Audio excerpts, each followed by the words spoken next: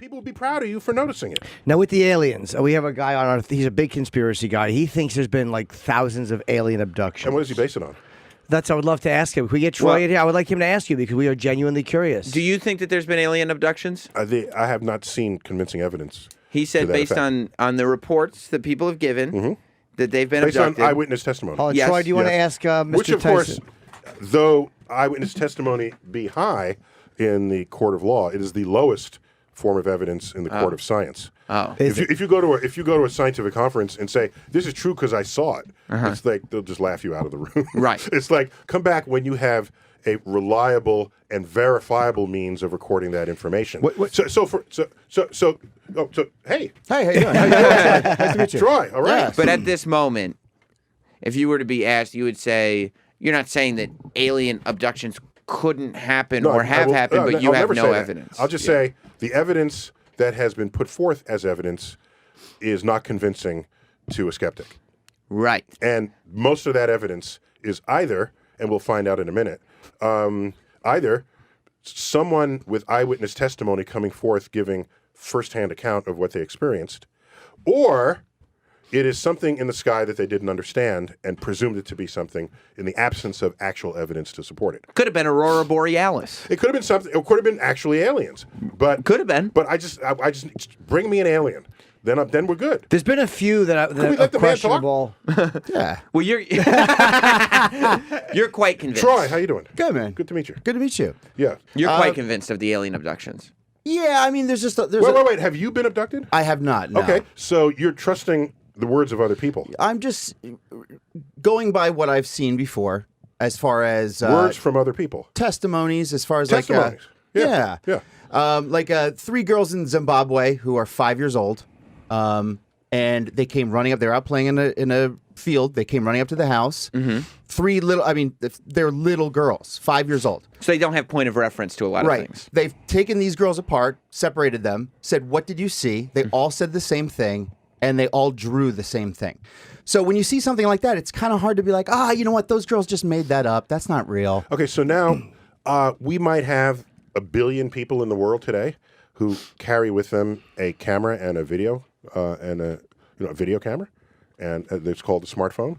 So in the era of the smartphone, where everyone can record unambiguously what is in front of them, we don't have some increase in the number of reports of abductions or anything else. That number, we have pictures of extremely rare things now, like buses getting flipped into the air from tornadoes. There was a day when you would say, "Hey, that's interesting. Let me go home and get my box camera to photograph that." So we knew things happened, but we never photographed them.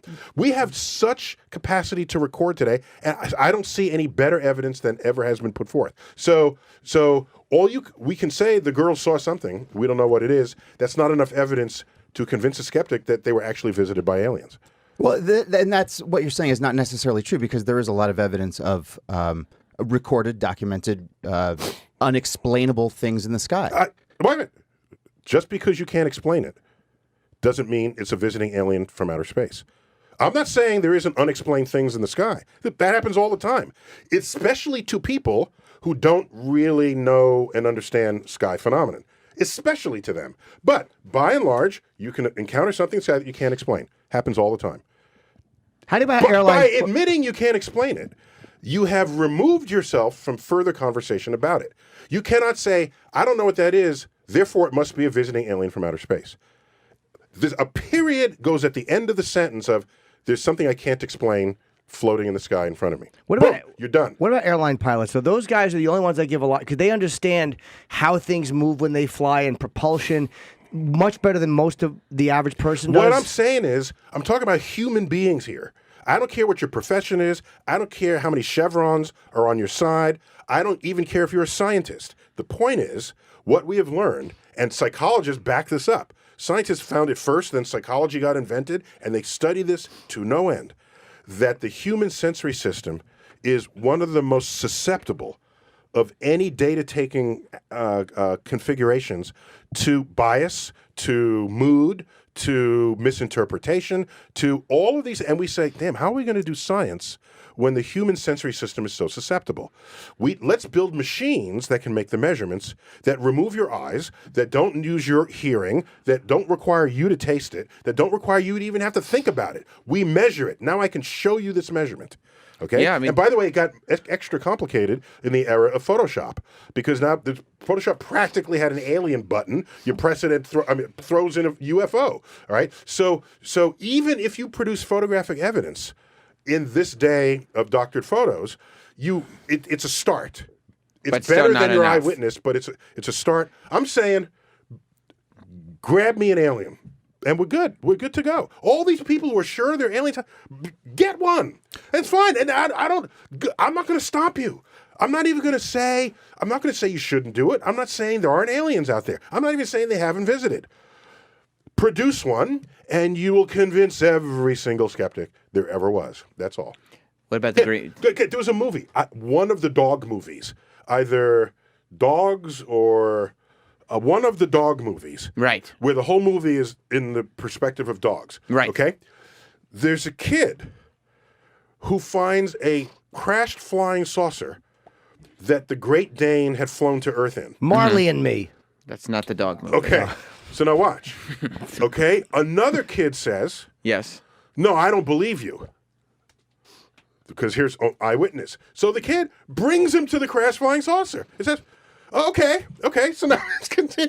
It was great. It Right. was very simple. That's science. It was, yes. Yes. That is science. I mean, over Christmas, if anybody was online, half the internet was convinced that Sinbad starred in a genie movie called Shazam.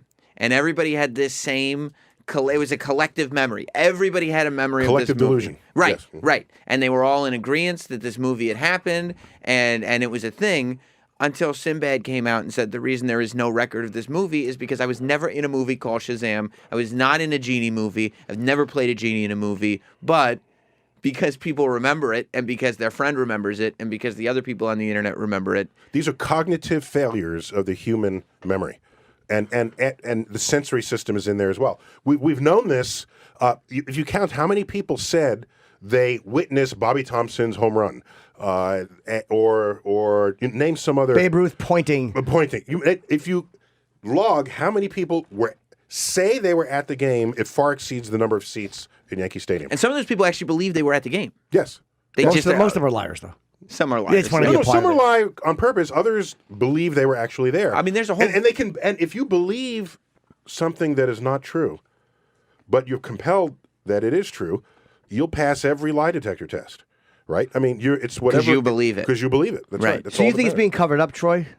Yeah. Well, right. So we haven't gotten to the conspiracy part yet. So, what all conspiracy theorists have in common, everyone I've met and spoken with, is there's a point where the data either don't agree with what they already want to be true, or there's just an absence of data. And so when they get to that point, they invoke the conspiracy. And it's more often where the data don't agree with what they want to be true, that they'll say, oh, it's being covered up or withheld or purposefully masked, so that they make you think something else instead of the actual truth. So there's always some gapping going on in the data. Mm-hmm. And the gapping in every case is the assertion that there's some powerful secret agency that is covering it up. And I'm charmed that many people think it's the U.S. government.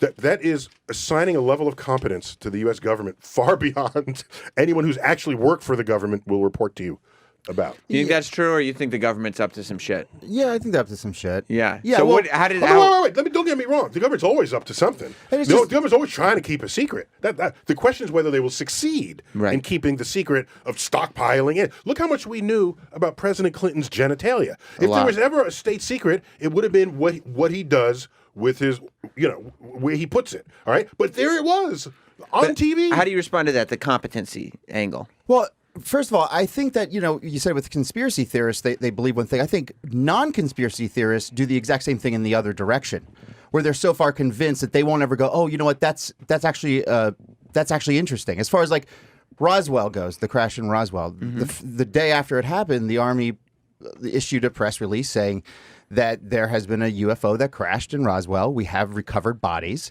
Then all of a sudden, the next day, it's a weather balloon, and it's like, how would you mix those two up?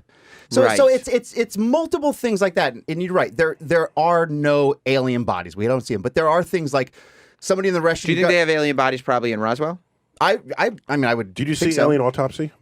Oh, that was terrific. No, that was fake. No, Right? it That wasn't. Are you talking about the documentary where they went Yeah. through and they supposedly had a fake alien Yeah, they body did and the autopsy. they debunked that? Yeah. Do you think that it's possible that some of the One reason science... why, by the way, the phone on the wall had a coiled handset, which came out 10 years later than what they said. Isn't it amazing how they blew it? It's hard to That fake. one little thing. Yeah.